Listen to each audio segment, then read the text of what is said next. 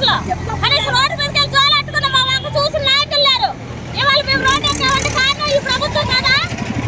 మాకు మాత్రం ఆకులు బాధలు లేవా?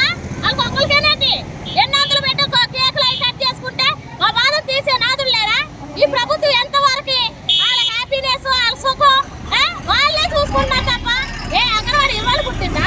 ఈ సీఎం గారు పుట్టినప్పటికే ఈ అంగన్వాడీ పుట్టింది కదా. మరి అప్పుడు ఈ అంగన్వాడీ వాళ్ళ బాధ వినొద్దా? మేము ఓటేయకుండా గెలిచాడు ఆయన. మేము ఓటేసి గెలిపిస్తేనే ఈ రోజులో ఆయన ముఖ్యమంత్రి అయ్యాడు.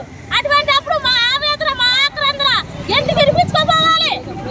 ఈ రోజు ఆయన పుట్టినరోజు ఎప్పుడు జరుపుకుంటున్నాం దినాలు.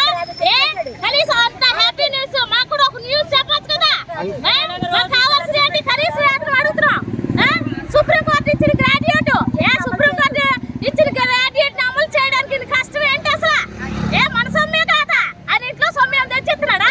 ప్రజల సొమ్మే కదా. మేము ప్రజలు కదా. మేము ఓటే లేదా? మేము ఓటేస్తే ఆయన రాలేదా? ఎంతో వరకు కూడా ఆనందం ఆనందం ఎక్కడండి? ఇవాళ పండుగలు చేసుకోవడానికి రూపాయి లేదు. ఇవాళ జీతం నష్టంతో మేము ఇవాళ రోడ్డు ఎక్కామంటే కారణం ఏంటి? ఈ ప్రభుత్వం కదా. ఈ ప్రభుత్వం కొంచెం కూడా ఆలోచించక్కర్లేదా? ఎంతమంది ప్రజాప్రతినిధులు ఉన్నారే మా మీద కామెంట్స్ పెడుతున్నారు.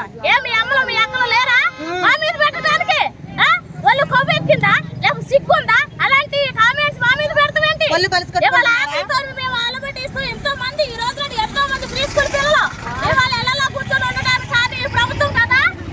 తాళాలు బద్దలు కొట్టారు. బద్దలు కొట్టిన తాళాలని ఏమైనా ఒక ముద్ద పెట్టగలరు కదా? రేపు మున్సిపాలిటీ వాళ్ళు ఉద్యోగం వాళ్ళు కూడా సమ్మె చేస్తారంట. వచ్చి వాళ్ళు కూడా రోడ్లు చుట్టించుకోనండి. ఆ ప్రభుత్వంలో ఉన్న సచివాలయం సిబ్బంది ప్రభుత్వం అని నువ్వు పెట్టిన వాలంటీర్లకు మాత్రం నువ్వు పెంచుకుంటూ కూర్చుంటే ఇన్ని సంవత్సరాల సర్వీస్ ఉన్నా మాకు మాత్రం రూపాయి పెంచుకోకుండా నీకు ఎంత ధర్మం నీకు ఎంత న్యాయం? ఇళ్ళకి సర్వీస్ చేసేవాళ్ళు